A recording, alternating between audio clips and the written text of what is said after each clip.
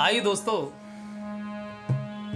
गौर करते हैं एक चीज़ पर। मैं यहाँ कोई गाना नहीं गा रहा हूँ, और जो हमारे ध्रुव महाराज जी हमारे पास में बैठे हुए हैं, आज हम सब लोग अपने घर पर ही है, यहाँ मैनपुरी में। तो एक रामचरितमानस में एक चौपाई आती है, उसका हम लोग यहाँ अर्थ कर रहे हैं कि इसका अर्थ क्या है, ये करना उचित है या अनुचित है। वो चौपाई हम आपको सुना रहे हैं, उसके बारे में महाराज जी से हम पूछेंगे ये है क्या। कि कथा व्यतन करते जो द्रोही,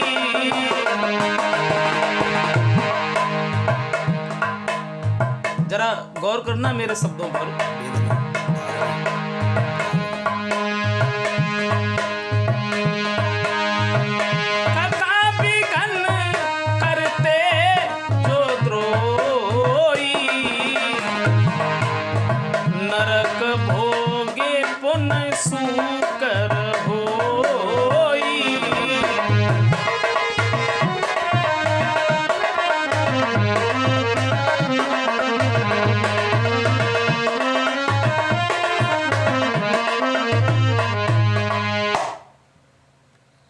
जो अभी हमारे श्रीमान मंजेश शास्त्री जी ने चौपाई गाई है, ये बम्बई छापे से जो ज्वाला प्रसाद मिश्र जी हैं, उन्होंने कथा के 10 लक्षण बताए।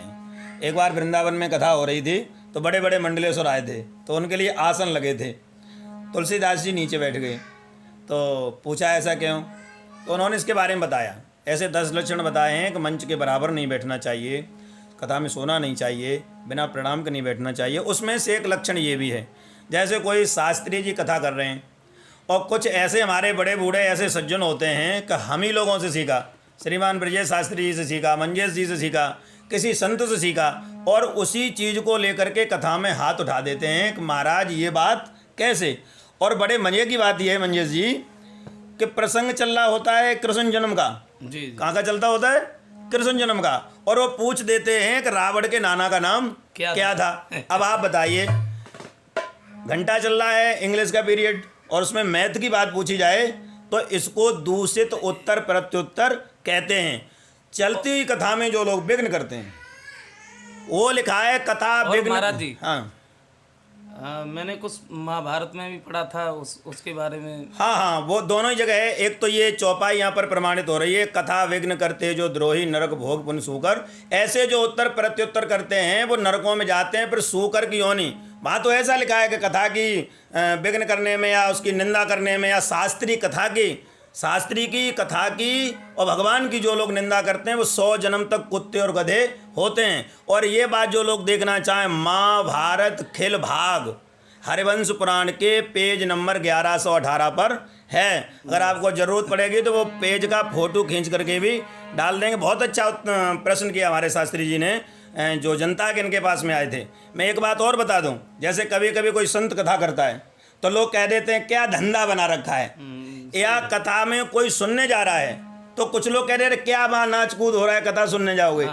इतना कहने मात्र से भी वो नरकगामी हो सकता है। इसलिए कोई कथा शास्त्री कह रहे हों और कोई कथा सुनने जा रहा हो तो किसी को रोकना नहीं चाहिए। अच्छा एक बात बताइए, किसी महात्मा ने चंदा किया, वो भंडारा आपके गांव वाले खाएंगे कि कोई बाहर वाला खाएगा? सही है, वृंदावन वाले ध्रुव महाराज नहीं खाएंगे, मंजेश शास्त्री जी नहीं खाएंगे, आप ही खाओगे। और अगर कोई नेताजी, पहले नेता लोग आते थे हमारे, तो लोग चंदा करते थे, उन्हें पैसों से तोलते थे। तो भैया नेताजी आएंगे तो चंदा, और किसी साधु संत ने, किसी ब्राह्मण ने, किसी सज्जन आदमी ने कथा कराई तो लोग कहते हैं ये कर रखा है हर साल का धंधा। जो लोग ऐसा कहते हैं उन लोगों को नरक में जाना ही पड़ता है।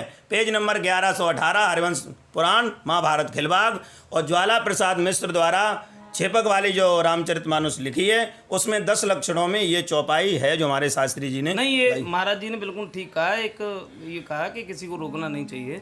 और मैंने कहीं ये भी पढ़ा है कि जैसे कथा कहीं हो रही है और आप कोई कार्य कर रहे हैं और आपने ये ठान लिया कि मैं कथा में जा रहा हूँ या मुझे इतने बजे कथा में जाना है, उसी समय से ठाकुर जी विराजमान हो जाते हैं अंदर हृदय में। हाँ, ये बिल्कुल आपने बहुत अच्छा कहा। मनसा वाचा कर्मणा। सतयुग त्रेता द्वापर में क्या था कि आप मन वाणी शरीर के भी पाप लगते थे। कलयुग में ऐसा नहीं है। कलयुग में क्या है कि आपने पुण्य सोच लिया कि हम कथा सुनने जाते हैं, हम संतों के प्रवचन सुनते हैं या शास्त्री जी की कथा है और आप नहीं जा पाए किसी कारणवश, तो आपको फिर भी उसका फल मिल जाता है पुण्य का, और पाप का नहीं मिलता है। हाँ सत्य। हाँ, ये कलयुग कर अमित प्रभावा मानस पुण्य होय नहीं पापा। मन से अगर ये सोचते, कथा सुन लेते, सत्यनारायण की सुन लेते, मंदिर में चले जाते और नहीं भी जा पाते हो तो आपको पुण्य मिलता है। और तुम किसी का आयत सोचो, किसी का बुरा सोचो, कुछ नहीं होगा। बुरा कहो, कुछ नहीं होगा। बुरा करोगे तभी होगा। इसलिए ये बहुत अच्छी बात आपने पूछी। बहुत बहुत धन्यवाद शास्त्री जी आपके लिए। और अब मेरी इच्छा ये है कि एक आप वो आपका गाना बड़ा प्रचलित हुआ था, वो गमछा बिछाए की ट्यून पे आपने गाया था, और ये जो मनोज तिवारी जी हैं वो BHU में पढ़े हैं, मैं भी वहाँ पढ़ा हूँ, तो वो हमसे 1 साल सीनियर थे। और कैंट पे जो हनुमान जी का मंदिर थे वो गीत गाया करते थे। बहुत मेहनत की उन्होंने। उसके बाद पहली फिल्म उन्होंने बनाई थी ससुरा बड़ा पैसा